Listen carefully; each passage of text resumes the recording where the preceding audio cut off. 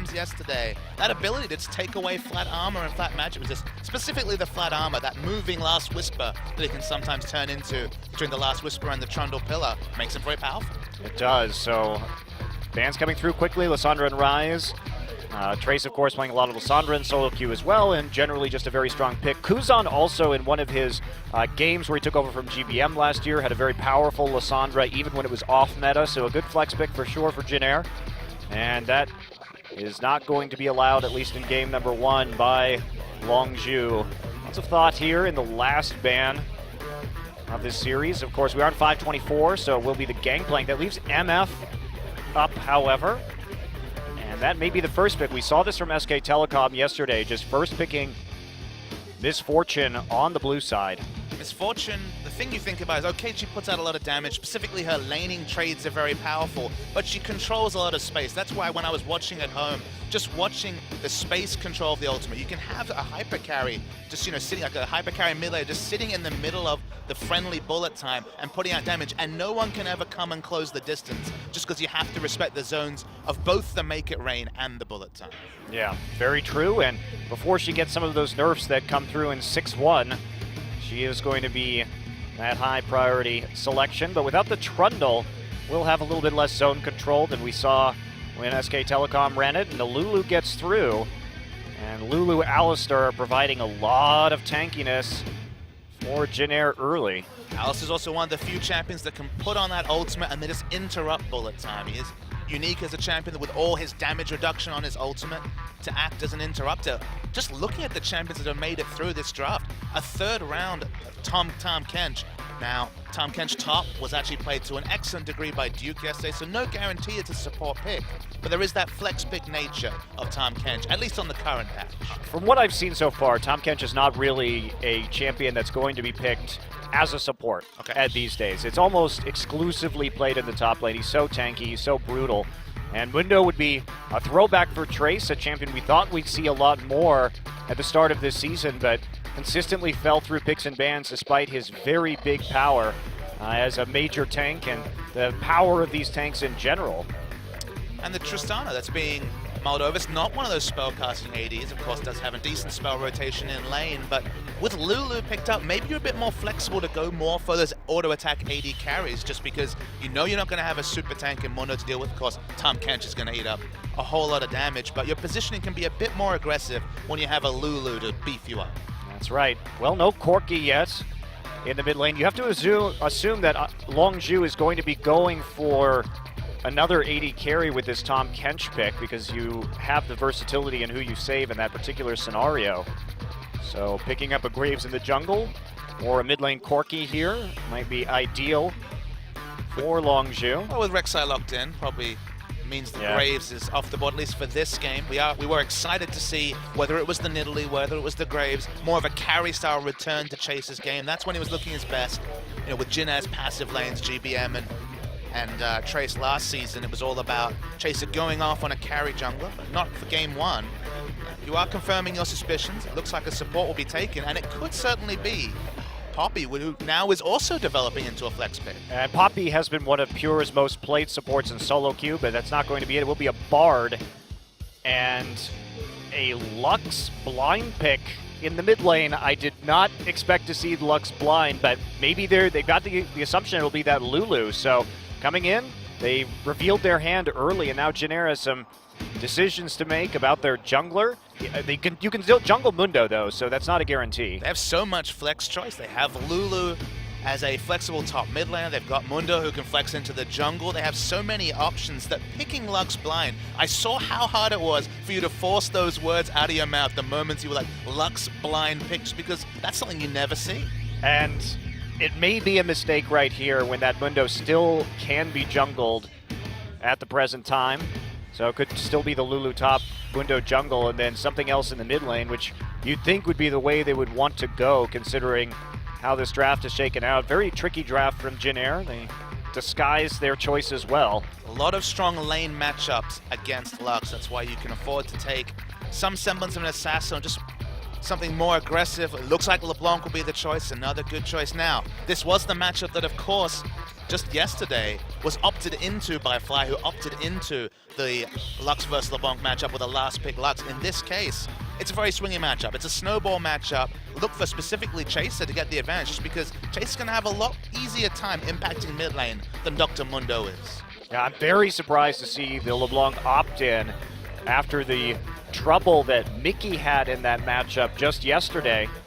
And the fact that we've seen, I mean, you were talking earlier about Dade playing in China in that matchup, and it was intentionally selected. Absolutely. Pawn, his counter pick against, of course, his old Samsung teammate in Dade was the Lux, and put the star points on, did a little bit of jumping around in the mid lane, some dancing after deaths. He was definitely being a bit cocky in the matchup, but he made it work, and now with the changes in the meta, feels like Lux is only a better selection against LeBlanc. And a big part of that is the dominance of Thunderlord, because essentially you have a guaranteed Thunderlord proc if you hit your Q, because you Q auto passive proc, and then that means the Thunderlord's coming for the big trade. So wait, burst champions burst harder is what you're telling me. Shocking, I know. Well, that's exactly which one's a good laning tool as well. That's this biggest strength as we're loading into our first game. Expression on a tank, that makes sense, but Tahm Kench top, we saw Duke really pull it off. Of course, double globals also available with the summoner spell and the ultimate. And we do have a lot of long-range backline damage with the Lux Misfortune combo. Certainly be played out well by Longzhu in some of these team fights. Let's get into game one, Longzhu versus Jinair.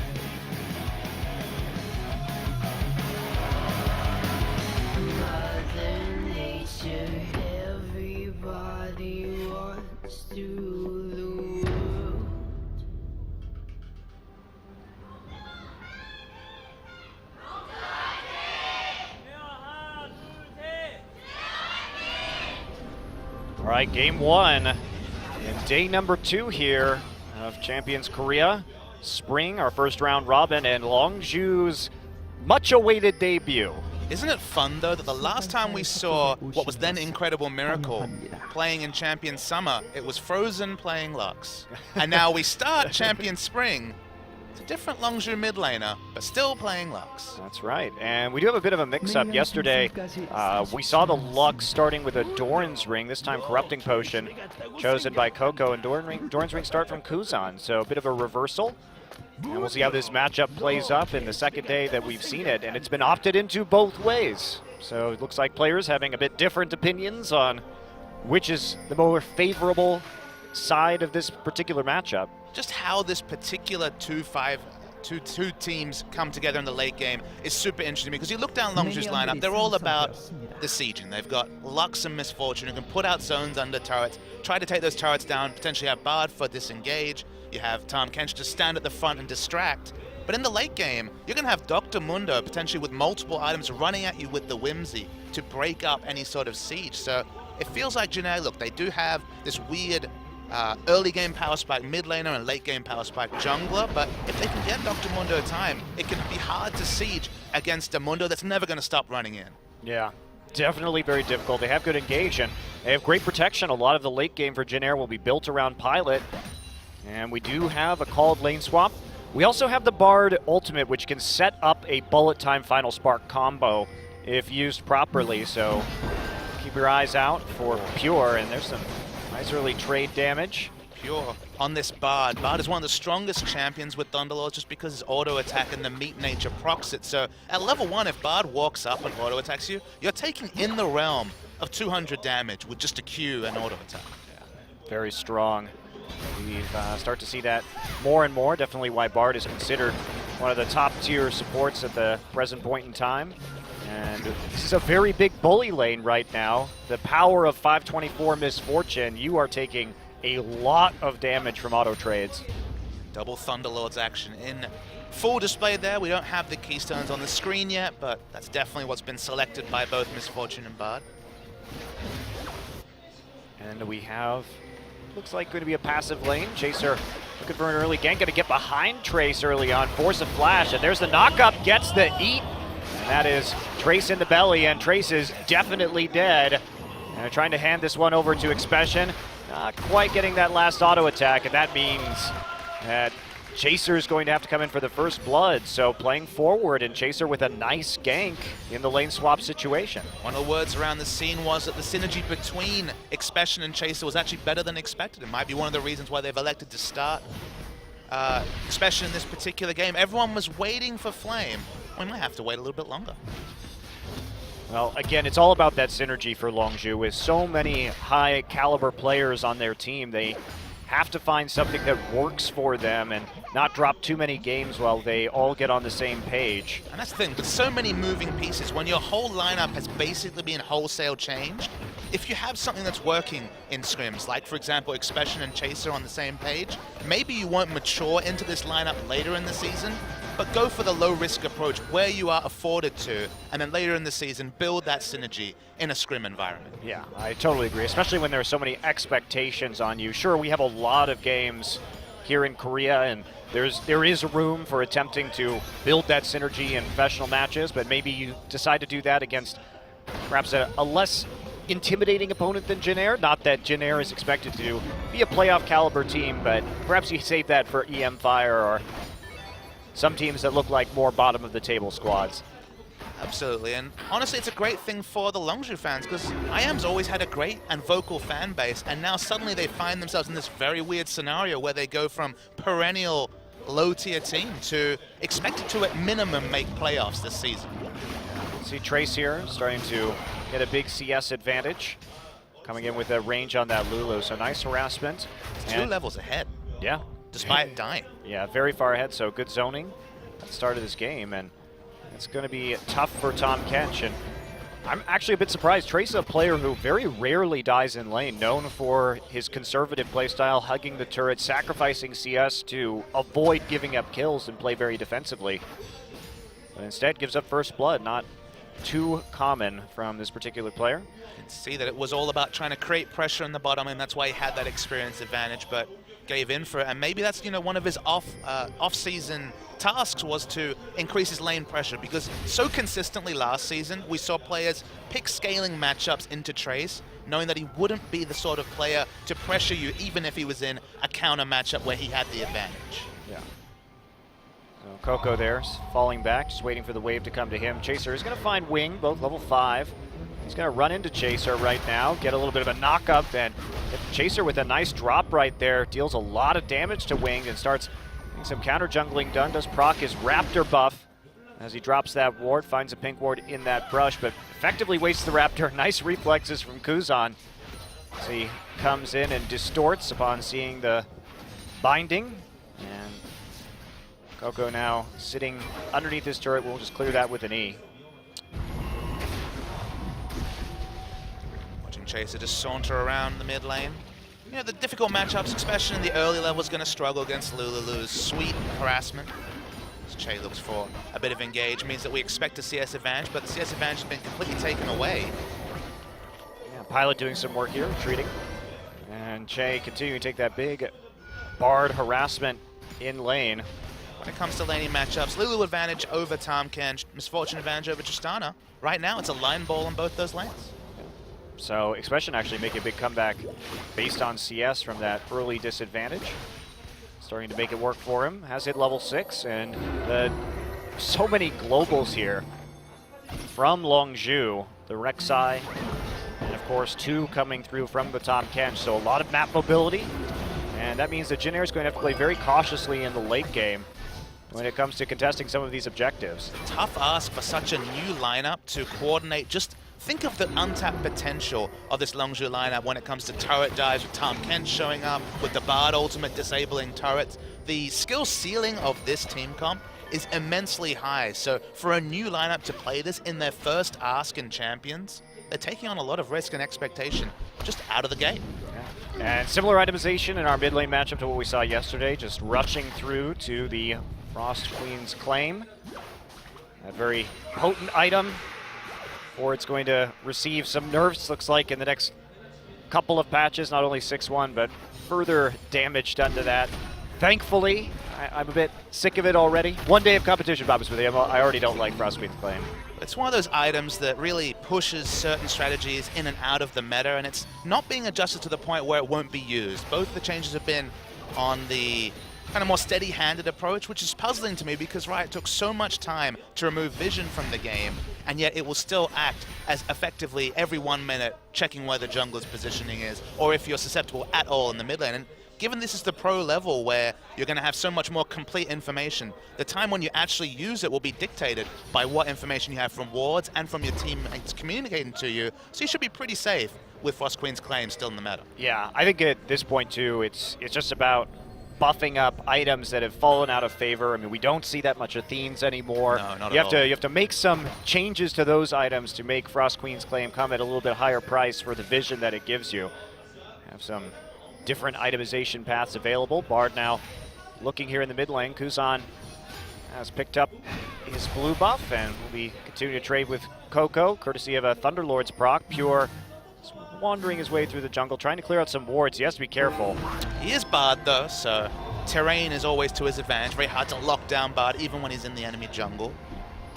And just coming back to the itemization, it's a lot of indirect nerfs also. Athene's is objectively a weaker item. Morellonomicon, one of the biggest pluses of the item was Grievous Wounds, and of course that was changed during the off-season as well to only be selfish spells and selfish regeneration. So, and the introduction of CDR boots mean that CDR cap was achieved in different ways. Just lots of side changes have really pushed Frost Queen's claim to the fore of AP itemization. Absolutely, and speaking of boots, once again the swiftness craze is continuing on both top laners. Interestingly, look at the warding right now. Expression actually has a couple of very defensive pink wards at the moment, so just trying to play very far back and as defensively as he can, not really worried, of course, about Mundo ganks when it's a Mundo that doesn't have Chilling Smite, has opted for the Tracker's Knife instead. So primarily looking just to provide vision and farm, and the emphasis now, deep wards in the top side, so they want to start pushing with the Bard MF combo and making some plays on that side of the map. Jogo trying to go back, but Spooky Ghost spot him out. Another one of the reasons why Swifties are good, of course, with the prevalence of slows both from champions like Trundle and the aforementioned Frost Queen's claim. Slow resistance or slow reduction is actually very relevant in this meta. Certainly is. Coco still not having a chance to go back. Will use his ultimate to clear that wave and play some nice dancing, spinning music for himself, I guess. So we were promised shorter game times, Monte Cristo, and I watched that series yesterday, KT vs. Freaka. Didn't find any shorter game times there. Did you watch the first one, Papa Smithy? I did. But, and this series also looking like a longer one, 11 minutes, not much action to it. A lot of wave clear wars going on at this point. I agree with the Dragon deprioritization, but I think we will still have some trademark Champions games that push the 40-minute back. Yeah, well, I think given the sheer volume of games that we have, that'll probably be true, but I think as players get more accustomed to the 2016 meta, we may see some differences there, but it's still very early in this season. Sebastian still taking quite a bit of harassment here, and Wing trying to control the crab at the bottom of the map. That's why it's so hard to predict the meta and what's going to be good, what's going to be contested. You know, we've talked about champions like Mundo that we're finally seeing today that was completely absent 2 days ago. Ezreal hasn't been picked or banned despite being, Blue Ezreal being a phenom in other scenes. So, and often you ask these players why they don't play it, and it's just they haven't thought about it or they haven't considered it. Dive coming in. He is very low right now. Is going to tag Wing with his tongue, but an early use of the wild growth. Expression trying to flash this one. He is not going to live through this. Trace picks up a kill, so Trace gets his revenge in the bottom lane. Expression sticking around at a nice dive. There's a lot of vision down there to prevent that from happening, but Wing just finds a way through, and he's tanky enough to deal with it. Longzhu is going to respond on the top side by putting a lot of pressure down onto the turret. Meanwhile, Wing, the one left auto-attacking, while Trace zips his way into the top to provide some necessary wave clear and keep this tower upright. Expression does have his TP. He decides to use it. That tower is very low, but they don't know where Trace is right now. They will shortly. Smart rotation from Longzhu pushing this now. Usually you'd think LeBlanc would be so much faster at rotating to top lane compared to Lux, a very slow, immobile mage, but they have excellent ward, both pink and green ward control over the top side of the map. It was actually a fairly safe push, despite the fact that overall they ended up losing a turret for it. Yeah, they did end up losing a turret. No trade there whatsoever. So Expression decides not to use his TP. It was actually quite tricky by Trace to immediately recall and then try and head into the top side. That means that Tristana will be moving down here to catch the wave that Expression pushes forward. We will have our duo lanes now heading back into the bottom. And Janair looking at a dragon right now. They do have it pink warded, no vision, so it should be pretty easy for Winged and Jay to burn through. Will be the first dragon of the game going over to Janair. He's playing a much cleaner game than we saw at IEM San Jose. Yeah, just talking about how IM or Longzhu had invested in the top side of the map. Janair had done that on the bottom. That's why Dragon was such an easy objective for them to pull off. They rotated first, and yeah, smart of them to pick up that objective. Minor gold lead here for Janair, coming off the farm and the faster turret kill. And now that Trace is in that top side, they have problems actually finishing off that turret.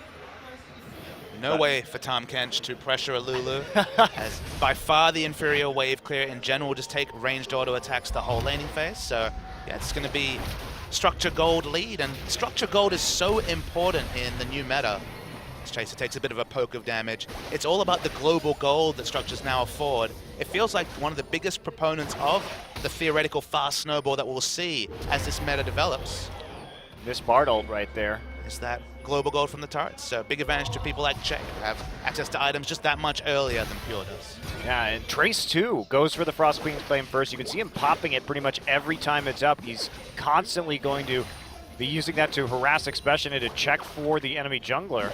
So he has a lot of tools. Meanwhile, Longzhu has lost control over that topside jungle with the swap. Chaser now trying to set up once again. They really need to make this push work, especially with the long lane. Huge numbers of Longzhu wards on the bottom side of the map. Pure and Chaser coordinating well. It's insane that they could put out this much vision on this actually patch. Nuts.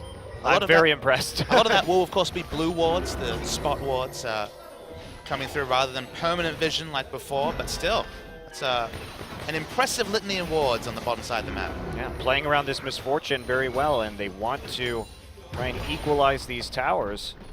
So we don't see the pink ward protection that we saw earlier for Expression on this Tom Kench. But yeah, massive vision advantage right now to Longzhu, just better coordination. Kuzan is going to be continuing to do damage though to Coco. Things have been relatively even. Do you like spooky ghosts, Papa Smithy? I mean, I'm going to learn to love them, I think. It's not much of a choice. It's going to be around for at least the next couple of months, it looks like. I don't like spooky ghosts. No, I'm not a horror movie fan, you know? That's fair. Well, it's a bit of a horror story for you then in the first part of the season. I find horror movies just ridiculous. Like, sometimes horror movie fans try and convince me to watch horror movies with them, and I just think they're hilarious, and all the people are stupid. Well, I mean, you have to suspend your disbelief with some things. I watch wrestling. It's the same story there, so I understand their pain of trying to convince you of some of the finer arts of horror movies. You have to use this vision. One thing I wanted to mention is power of vision is what it grants you, the extra knowledge to be able to make smarter rotations. So it doesn't really matter how many wards you have down if you're just having farm wars or ARAMs in the middle. That's all it's been so far, so Longzhu really need to capitalize on this vision advantage, and they're letting some of it be swept out.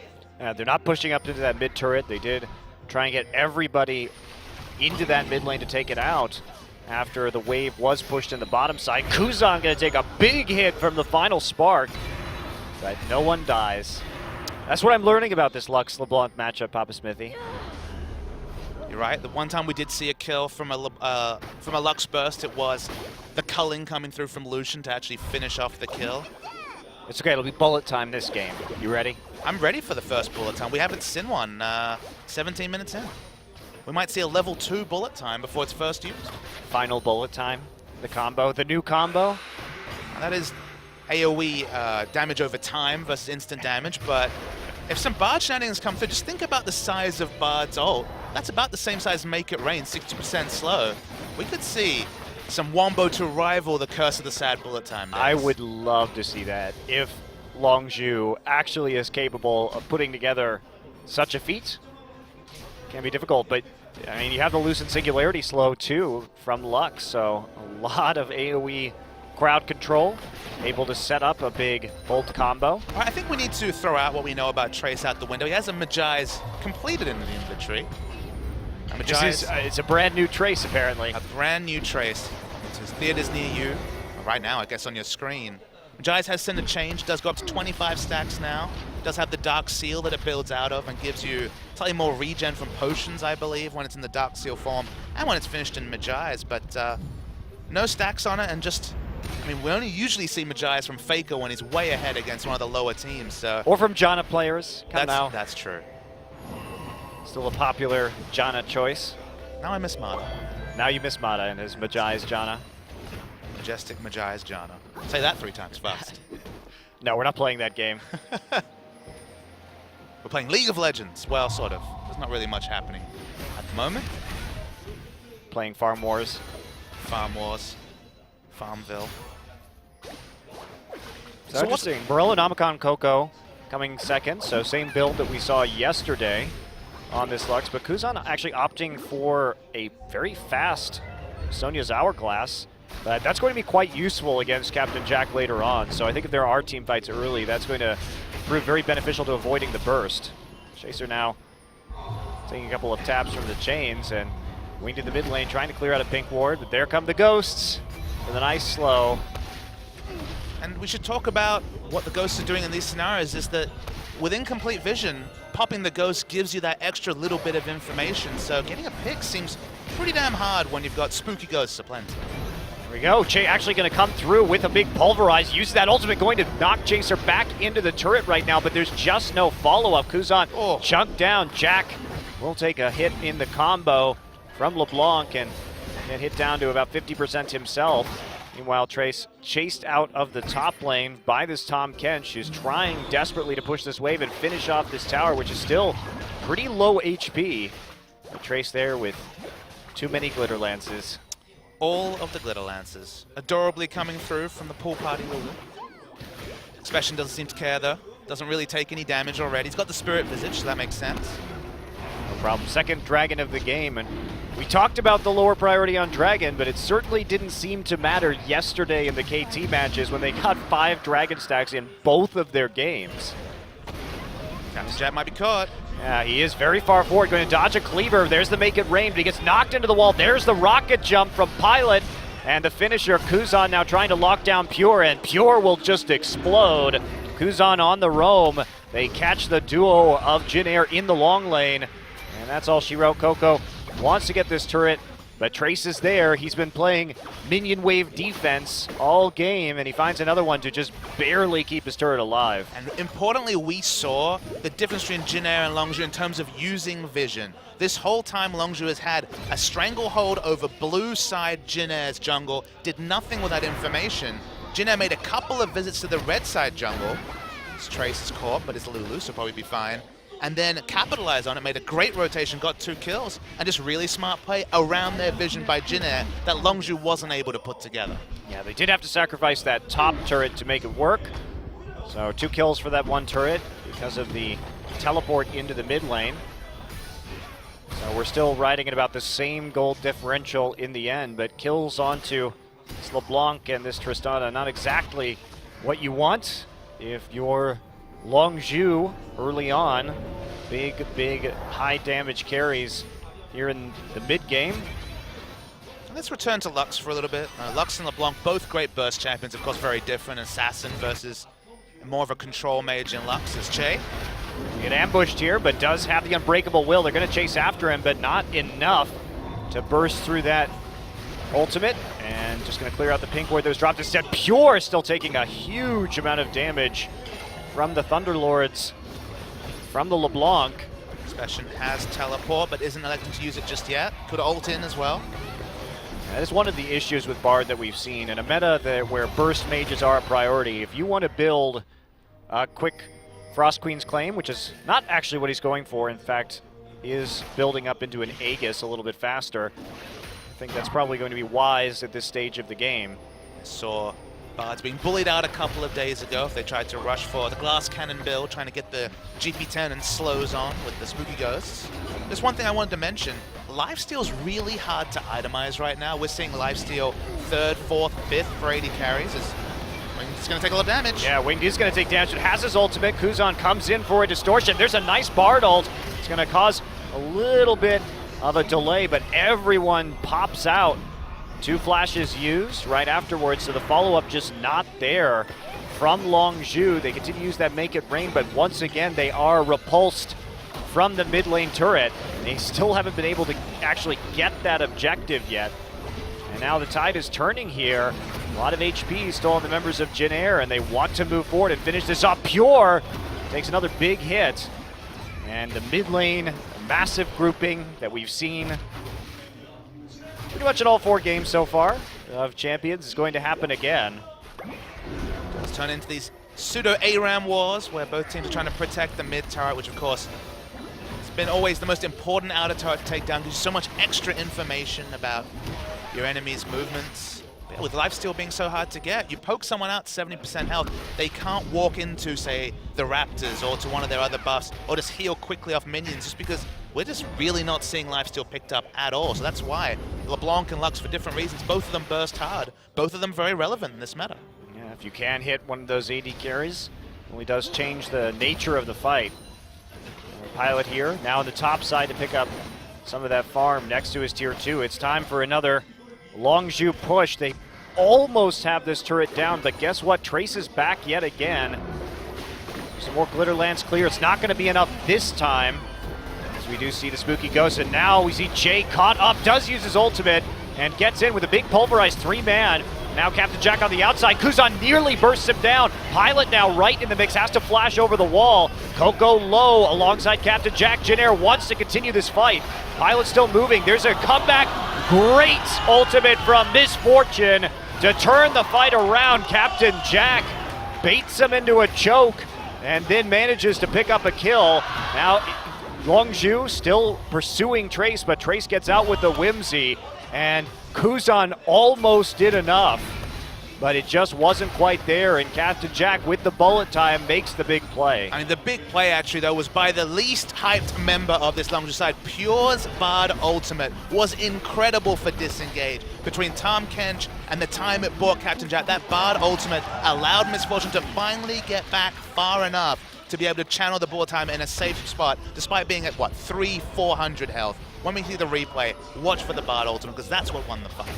Chaser, a little bit of mission for Vision, does have to get out with his very low HP. Mass recall now coming through for Longzhu. And he took the 2 mid lane turrets, not only getting that one they had tried for so long. Trace now wants to steal away. He's going to find Chaser here. Chaser going to get low, does have to use the Chilling Smite, and it's just not going to be enough.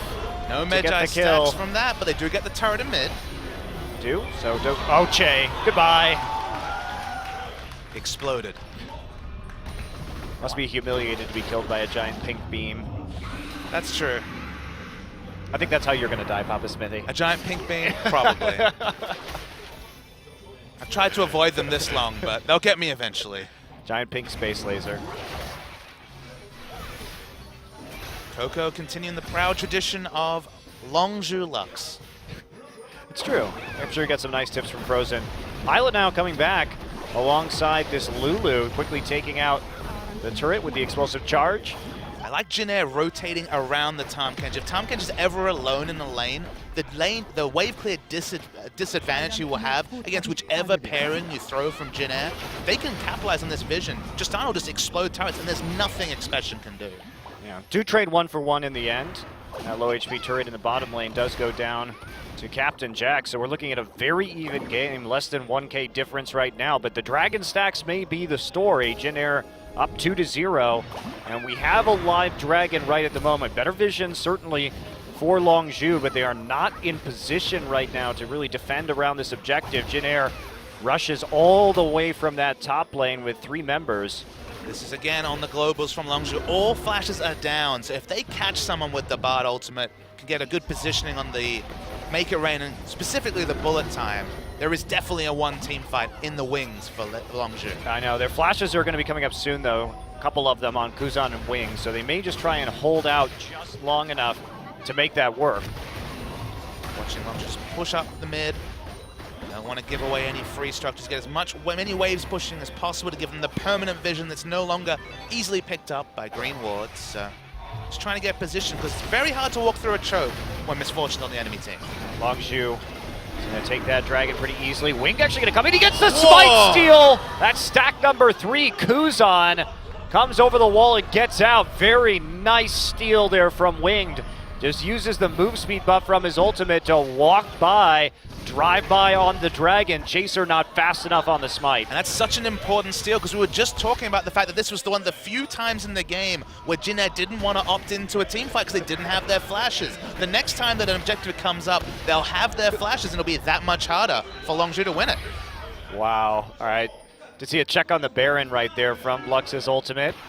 They don't have any other vision in the pit right now for Longzhu, and that was a very fun steal from Winged against his former teammate of Chaser, so getting his head, I'm sure, a little bit right there.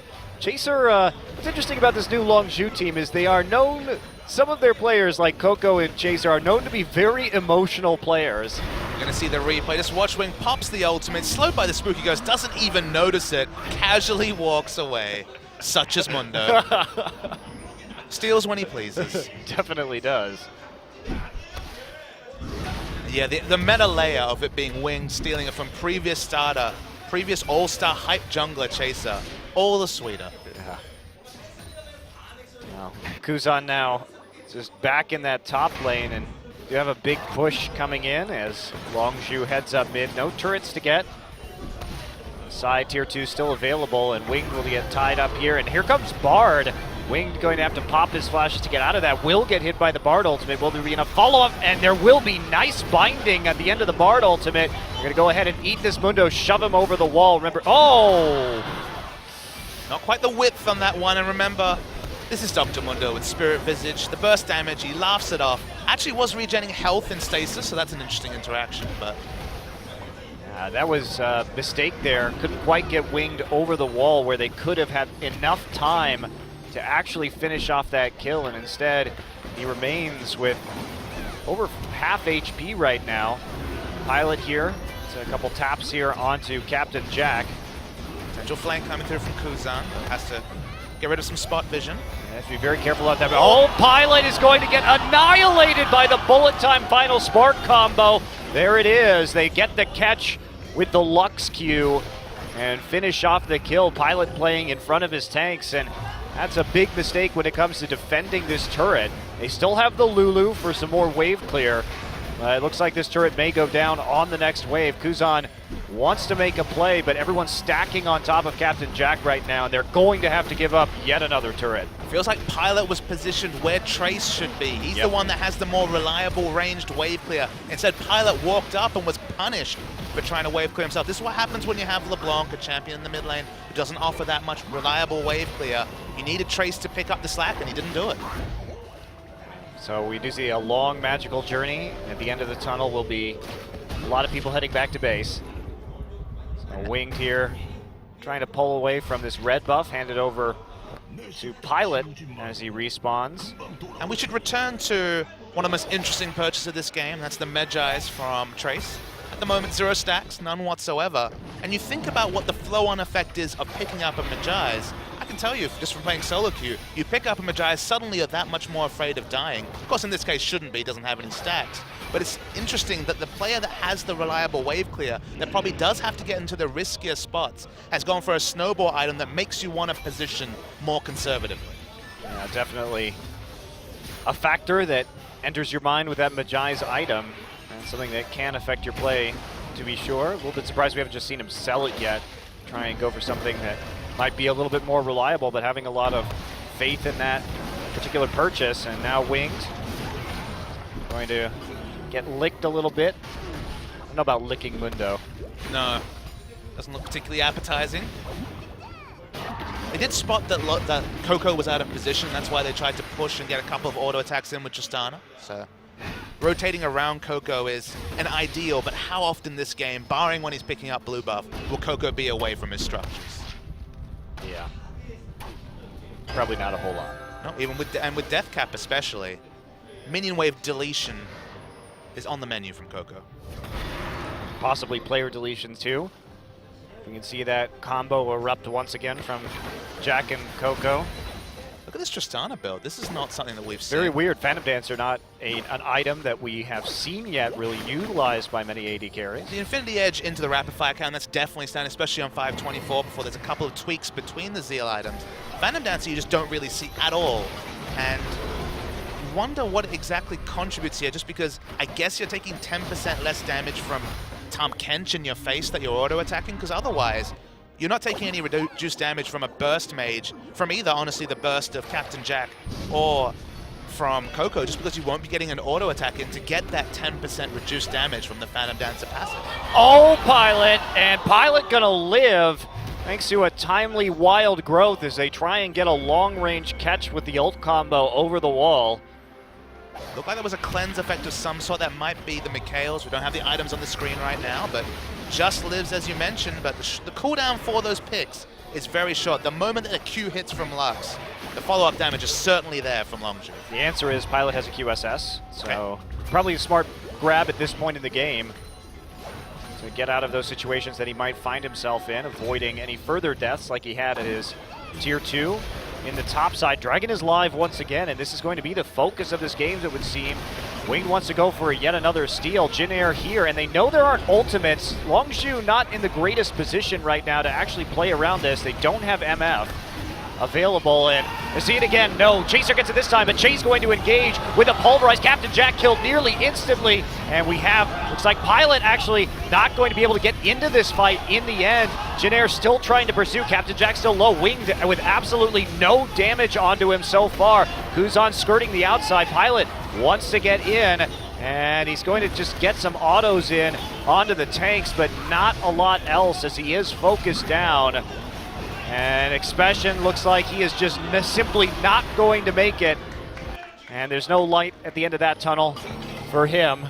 But it was still a bit of daylight robbery from Longzhu, because that whole fight they were kiting back towards Jin Air's base. They were lucky that they bought enough time for Bard to pick up the cooldown on Magical Journey. But regardless, only losing one and picking up the all-important first Dragon is actually a pretty decent trade for Longzhu, assuming they don't give up Baron. Yeah, that's going to be the kicker here. Expression has 36 seconds. He does have TP up, but there is going to have to be some sort of Baron play. Coco has his ultimate again. Yeah, Rek'Sai ultimate is going to make this a little more challenging to take. They need to force a fight at the very least, but Jin Air simply going to retreat. Jack not dying in that fight again. Absolutely huge for Longzhu. Had Jack gone down too, would have been a pretty easy cleanup on that particular team fight, and then a Baron right afterwards for Jin Air. It crucially had both the Locket shield and the Lux shield, and then got ate by the Tahm Kench, so just had just enough. He was literally on a sliver of health without dying, but that bought him enough time to open space. He could theoretically have channeled the bullet time if the fight had elongated, but Magical Journey came up again. They got out of the fight almost scot-free, and Tahm Kench really stacking the health, looking pretty damn tanky. Yeah, same thing with this Mundo though. And with a lot of burst damage from Longzhu, they may not actually be able to take him down. You can see he's up above 4k HP already, 4,300. Doing a lot of healing from that ultimate as well. 2 stacks now, good thing on the Magi's. Getting closer and closer to that cost efficiency. That's what I like to see. Do you enjoy cost efficiency, Papa Smithy? I do, but definitely a big offender right now, this Magi. It's been a bit of a head scratch.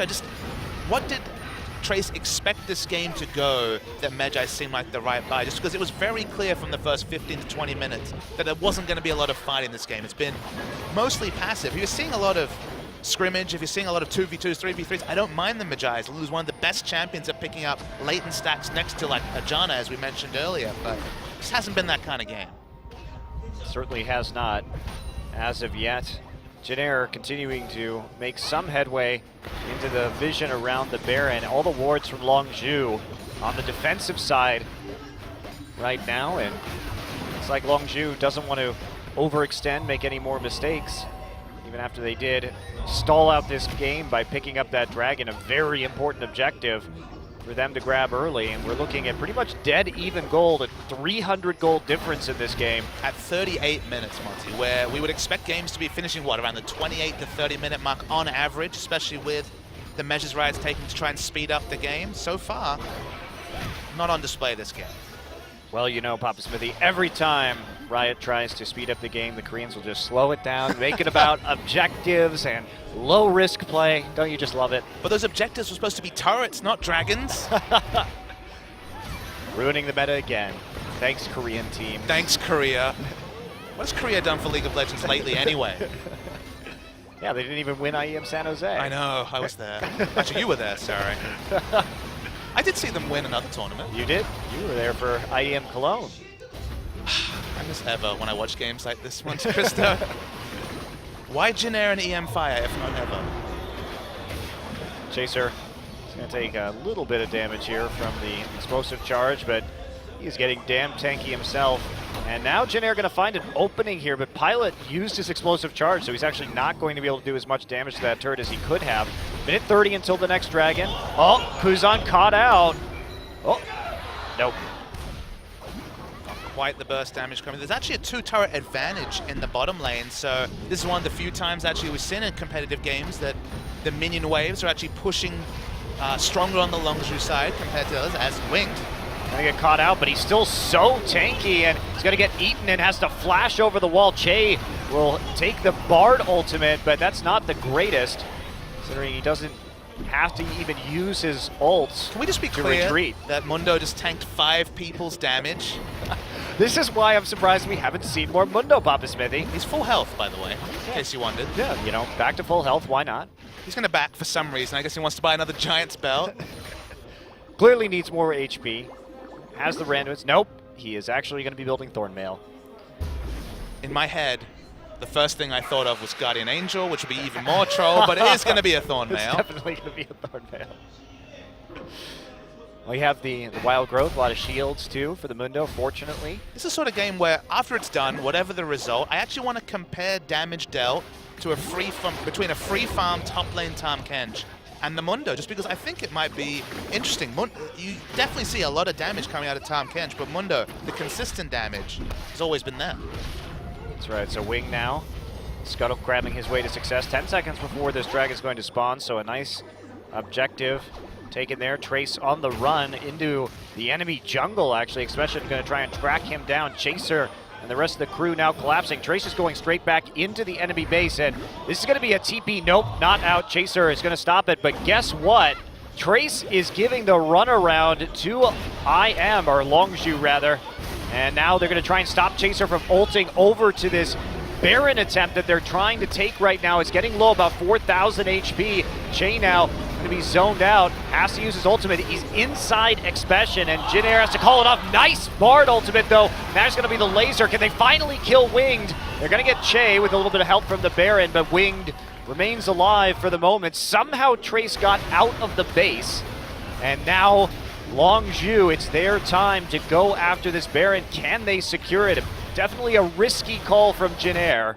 Made a lot of sense, though, especially with Chaser following him around. They didn't have the damage to finish it. Longzhu trying to finish it themselves. I don't know, Kuzan's going to try and get in there. Captain Jack takes a hit, but they're going to get the Baron, and that'll be Chaser securing the objective. No flash from this Mundo to try for another steal. Winged coming up short, and at 41 minutes, we have our first Baron of the game on Longzhu after a botched attempt from Jinair. I like what Jinair tried, specifically with Chaser being the one that was actually chasing down the Lulu. I thought there might be time, but they just didn't have the damage to finish the Baron at 42 minutes. And they're going to take 2 objectives to punish them. Yeah, nicely done. So not even a counter dragon right there to put Jinair on the doorstep to number 5. They simply stand around the Baron and watch as it dies. Coco clearing out a wave before recalling, and we do have a huge wave built up in the top side that will be taken out by Expression. And this is where Jinair's comp will definitely start to come apart at the seams. When Baron is picked up, suddenly Lulu's Glitterlands isn't really a reliable way to clear waves. LeBlanc, double AP in general on a Mundo, the magic damage is going to struggle to clear waves, and this might finally be the base being broken by Longzhu. They must use this Baron to really open up a inhibitor advantage. Yeah, Pilot, too, has to get those multiple auto attacks in to actually efficiently clear out the waves, and if he does that, he's going to be a sitting duck for the big damage coming through from Captain Jack and Coco. So smooth transition, especially riding that wave with Coco all the way back into the top side for the final tier 2 turret possessed by the Jin Air Greenwings. Jin Air were rotating around Expression's lack of wave clear. They were looking great. This game was so close, but one Baron force and suddenly base is broken. There it is. First inhibitor turret goes down at the same time. Longzhu will not be stopping there. Continue their methodical push. Let's see what we can see. Pilot actually going to get hit and into a Bard ultimate. Here comes Chaser. Is there going to be enough follow-up? No, there's not. Wing going to go right into it. Kuzan takes a big chunk right away. Pilot here trying to get as much damage as he can, but he's going to barely miss the laser. Pilot going to knock Chaser right out of the fight and try and get back to Fountain. But the inhibitor is going to fall. They pick up a kill on Che in the midst of all that. And they're going to go for the win right now. Working on these turrets. Winged, just absolutely unkillable. He's not going to die here either as he sprints back to Fountain.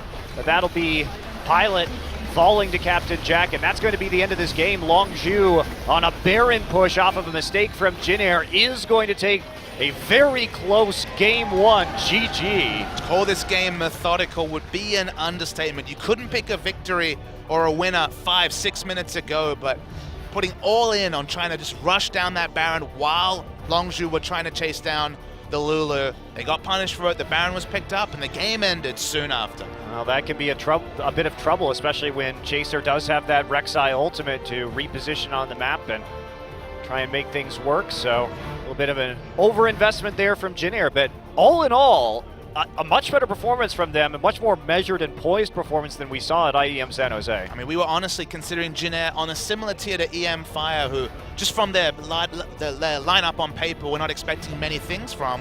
Jin Air looked organized, they played around Expression, they played around the lack of wave clear until the Baron buff. Double AP wave clear just couldn't do anything, and the push was good from Longzhu. Yeah, longest game of the season so far, 44.